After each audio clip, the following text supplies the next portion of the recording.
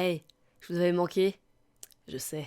Bon, l'intro va pas être longue parce que j'ai déjà expliqué le concept dans la première vidéo. Mais du coup, j'ai pris 3 dessins différents qu'on m'a envoyés sur Twitter. J'ai pris celui de Pedrolito, de Yumi et de Valouche, mon sauce. Et donc c'est parti, on va direct passer au dessin. Allez, suivez-moi. Le premier dessin que j'ai utilisé, il m'a été envoyé par Yumi. C'est un dessin qu'a fait Lupus Aquae, il y a un petit moment, je pense. C'est une espèce de petit chat, un petit chat avec une écharpe jaune et avec des pouvoirs genre électriques. Il a une queue qui fait un éclair, il y a un éclair derrière lui, etc. Je l'ai fait un peu plus humanisé parce que je suis une grosse furie. Et aussi parce que je voulais faire un truc un peu RPG, un peu genre Khajiit, un peu genre médiéval. J'imagine que ce serait genre une période médiévale fantastique. Et je voulais faire une espèce de version un peu déchaînée du personnage, une version un peu furie, un peu bon bah pas furie la communauté furie, genre la rage. Et je voulais genre qu'il ait une épée. Du coup le personnage il a une épée en forme d'éclair.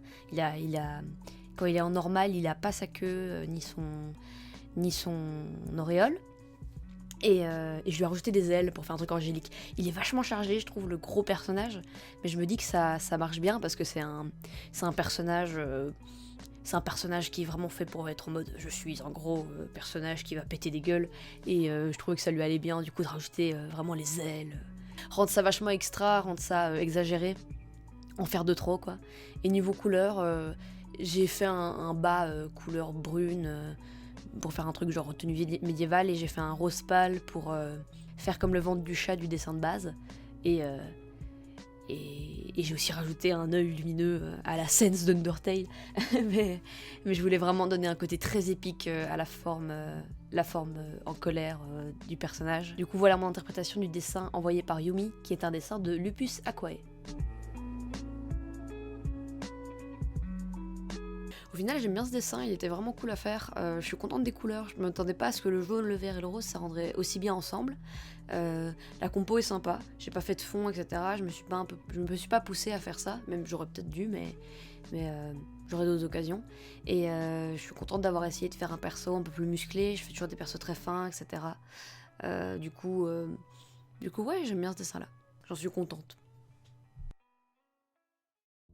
Le deuxième dessin que j'ai utilisé, c'est celui de Valouche.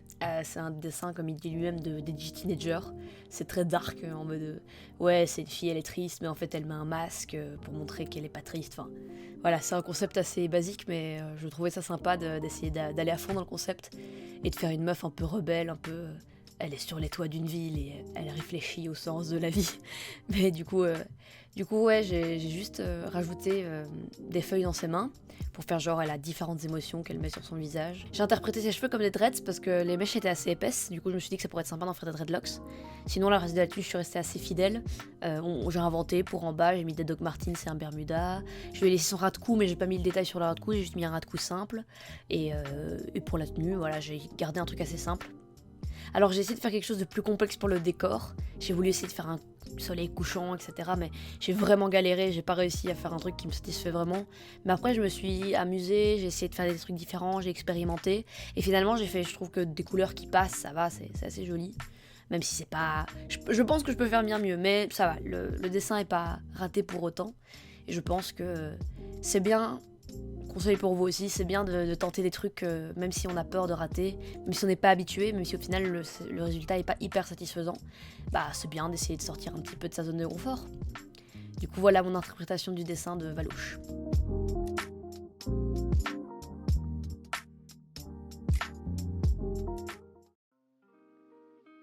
Le troisième dessin c'est celui de Pedrolito.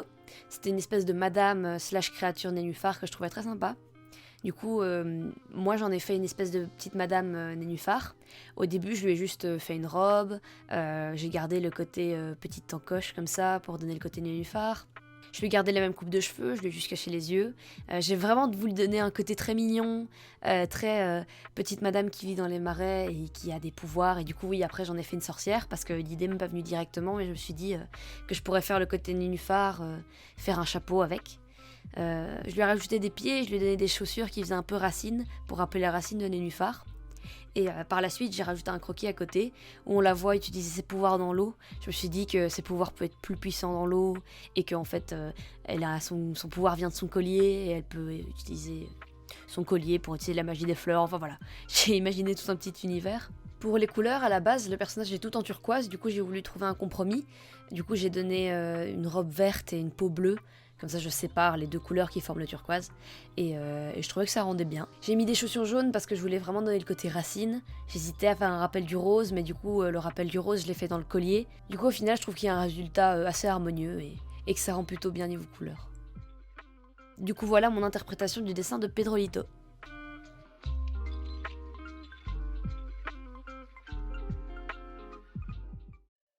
Voilà, c'est la fin de cette deuxième vidéo. Je suis vraiment désolée de leur courte durée. Des fois, je me trouve devant le micro, devant le rush de fin, et je sais pas trop quoi dire. Du coup, je pense que je vais m'améliorer à analyser mes dessins, à peut-être noter ou à repenser à ce que j'ai pensé pendant que je faisais le dessin. Mais voilà, le concept est à travailler, mais plus j'en ferai, plus ça ira. Voilà, c'est comme ça la vie. Il faut pratiquer. Du coup, comme la dernière fois, vous pouvez dire des concepts que vous avez en tête dans les commentaires, ou bien me dire quelles illustrations vous avez préférées. Et voilà. Du coup, merci Flofik, Charles Valade, Nyandere, Vali et Arcade de me suivre sur Tipeee, c'est vraiment très sympathique. Et du coup, à la prochaine vidéo, où j'essaierai de parler plus, parce que ma voix, c'est ça que vous voulez, hein. Vous l'aimez ma voix. Au secours.